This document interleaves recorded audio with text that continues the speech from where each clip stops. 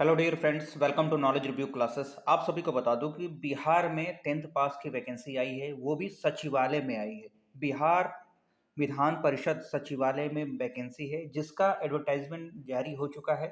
अगर आप 10th पास हैं या उसके ऊपर कोई क्वालिफिकेशन है तो इस वैकेंसी को अप्लाई जरूर करिएगा। खासकर वे कैंडिडेट जो टीचर एग्जाम की तैयारी कर रहे हैं, वे लोग भी इस फॉर्म को भर सकते हैं। ठीक है, बस आपको देखना है कैसे भरना है, क्या तैयारी करना है, सिलेबस क्या होने वाला है। अगर ये चीज़ें आपको पता हो जाती है तो आप फॉर्म को डाल सकते हैं, क्योंकि एक तीर से दो निशाने आप लगा सकते हैं। अगर सिलेबस सेम होगा, थोड़ा बहुत डिफरेंट होगा, तो आप एग्ज़ाम दे लीजिएगा और आपका सिलेक्शन भी इजीली हो जाएगा।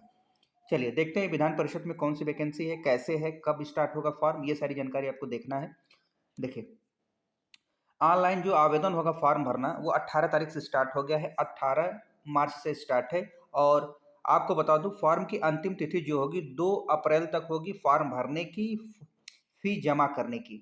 और आपको परीक्षा अंतिम तिथि भी यही है, यानी 2 अप्रैल लास्ट डेट है फॉर्म भरने की और फी जमा करने की। ठीक है, इसके अलावा कोई डेट बढ़ेगी नहीं। अब आगे हम बात कर लेते हैं, ये इनके नंबर से अगर आपके कोई डाउट्स होंगे ना, इनके नंबर पर कॉल करके पूछ सकते हैं। जैसे आपके डाउट्स क्या हो सकते हैं, वैकेंसी के बारे में कुछ हो सकता है तो इनसे पूछ लीजिएगा, ये रिप्लाई करने के लिए बैठे ही हैं 10 से 5 बजे के बीच। ठीक है, अब आगे हम बात कर लेते हैं पेमेंट्स क्या होगी, सिलेबस क्या होने वाले हैं, वो देख लेते हैं। क्वालिफिकेशन क्या है, देखिए आवेदन के बारे में मैंने बता दिया कि आवेदन कब से होंगे। अब हम देख लेते हैं वैकेंसी कौन कौन सी है, कुल पद कितने आए हैं, ये महत्वपूर्ण है, आपको जानना जरूरी है, टोटल पद। ठीक है, तो इस पद के बारे में हम देखेंगे टोटल पद कितने हैं, ताकि हमें पता चल सके। देखिए, इसमें टोटल जो पद आए हैं 26 हैं। टोटल पद 26 है। आप कहेंगे सर बहुत ही कम पद हैं।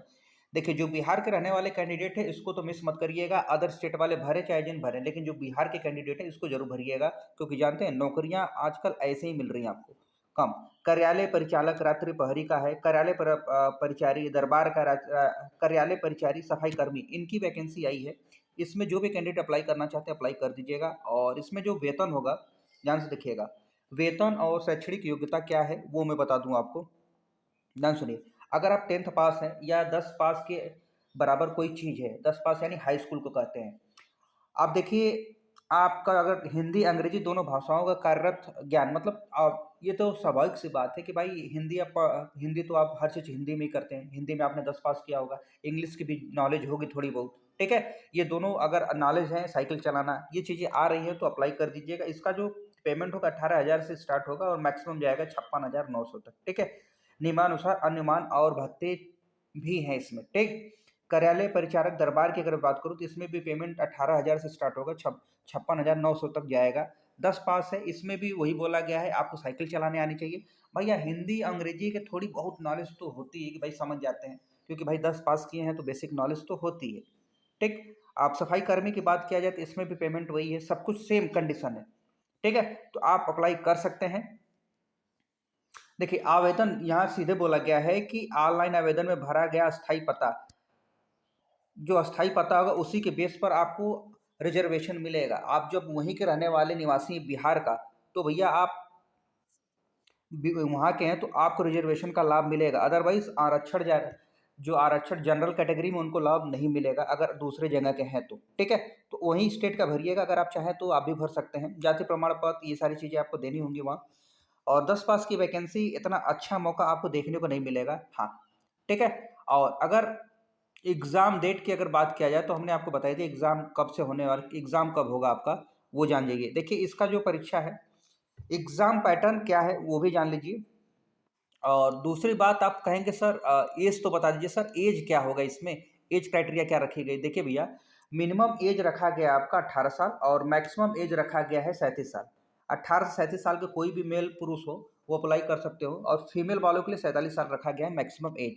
ठीक, अब फॉर्म की फ़ी जान जाइए क्या है भाई। अगर जनरल कैंडिडेट हैं, ध्यान सुनिएगा, जनरल कैंडिडेट है तो 300 रुपये, और ओबीसी हैं 300 रुपये, ईडब्ल्यूएस है 300 रुपये। बाकी एससी एसटी फिजिकल हैंडीकैप्टेड के लिए 150 रुपये, और फीमेल कैंडिडेट जितने भी बिहार के डोमिसाइल वाले हैं उनको भी 150 रुपये देना होगा। अगर अगर आप दूसरे स्टेट से, मान लें कि यूपी वाले भी अप्लाई कर रहे हैं तो कर दीजिएगा, लेकिन आपको 300 रुपये जमा करना होगा। अब आते हैं मुद्दे की बात, कि अगर आप इसमें फॉर्म भरे हैं तो आपका चयन कैसे होगा, क्योंकि ये बहुत इंपॉर्टेंट है आपके सिलेक्शन के लिए। अगर आप फॉर्म भर दिए तो फॉर्म भरना ही सिलेक्शन नहीं होता। सही रणनीति और सही तरीके से अगर आप जब तक चीज़ों को सही तरीके से नहीं करेंगे, सिलेक्शन में से बहुत पीछे रहेंगे। सुनिए, सबसे पहले इसमें एग्ज़ाम पैटर्न क्या है वो देख लेते हैं, उसके बाद रणनीति के बारे में डिस्कस करेंगे। बोला गया है परीक्षा के सभी प्रश्न बहुविकल्पी होंगे, यानी ऑब्जेक्टिव टाइप क्वेश्चन होंगे। प्रत्येक प्रश्न के उत्तर के लिए दिए गए विकल्पों में से कोई एक का चयन करना होगा। 2 घंटे में 100 क्वेश्चन होंगे, ठीक है? कुल परीक्षा 400 अंकों की होगी, समझे? तो कुल परीक्षा 4 अंकों की, प्रत्येक मतलब 4 अंक का होगा। एक क्वेश्चन जो होगा ना 4 नंबर का होगा, 4 मार्क्स का होगा, समझ रहे हैं? पर क्वेश्चन 4 मार्क्स, यानी 400 मार्क्स का होगा। अब परीक्षा 2 भाषा में होगी, हिंदी और अंग्रेजी माध्यम से, ठीक है?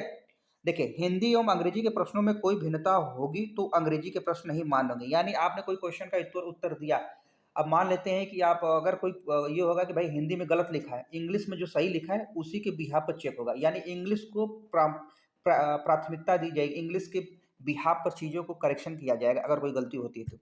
अब एग्जाम पैटर्न में पूछा क्या क्या जाएगा वो जान लीजिए आप। देखिए, सबसे पहले समान अध्ययन पूछा जाएगा 40 नंबर का, और समान अध्ययन के साथ साथ आपका सामान्य विज्ञान और गणित जो होगा ये 30 नंबर का पूछा जाएगा। 4 3 70 नंबर हो गए। 30 नंबर आपकी रीजनिंग होगा, तार्किक, ठीक है? ये 30 नंबर, यानी टोटल 100 क्वेश्चन पूछे जाएंगे। 100 क्वेश्चन 100 मार्क्स, ठीक है? अदर स्टेट मतलब जो जनरल कैंडिडेट हैं उनके लिए 40% रखा गया है।